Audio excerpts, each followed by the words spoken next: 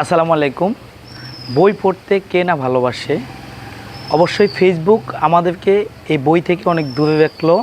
কিছু কিছু বই পোকারা অবশ্যই ফেসবুককে দূরে রেখে বই পড়ে।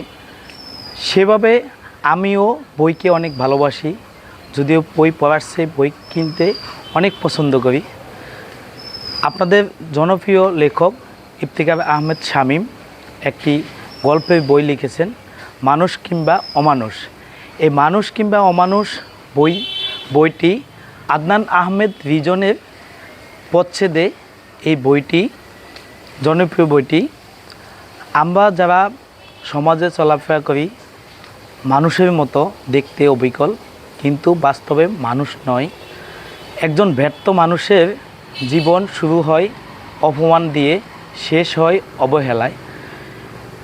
এই কষ্ট এবং অবহেলা উৎক্ষেপ করে সেই বেঁচে থাকে আমাদের সাথে স্বাভাবিকভাবে, এবং তার সেই দীর্ঘশ্বাস নিয়ে বেঁচে থাকাটাই কে আমরা কি বলবো যে মানুষ নাকি অমানুষ।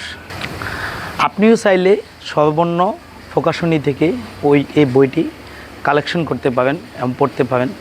বইটি অনেক গুরুত্বপূর্ণ তথ্য এবং বাস্তব জীবনের সাথে মিল রেখে বইটি লেখা হয়েছে। তাছাড়া আমি লেখক সম্পর্কে একটু বলতে চাই। লেখক ইঞ্জিনিয়ার ইফতিকার আহমেদ শামীম। উনি মেরিন থেকে পড়াশোনা করে বর্তমানে চাকরি করতেছেন। যদি কেউ সুপাত্রী পান তাহলে অবশ্যই আমাদের সাথে যোগাযোগ করবেন। সেই প্রত্যাশায় ভালো থাকবেন। আল্লাহ হাফেজ।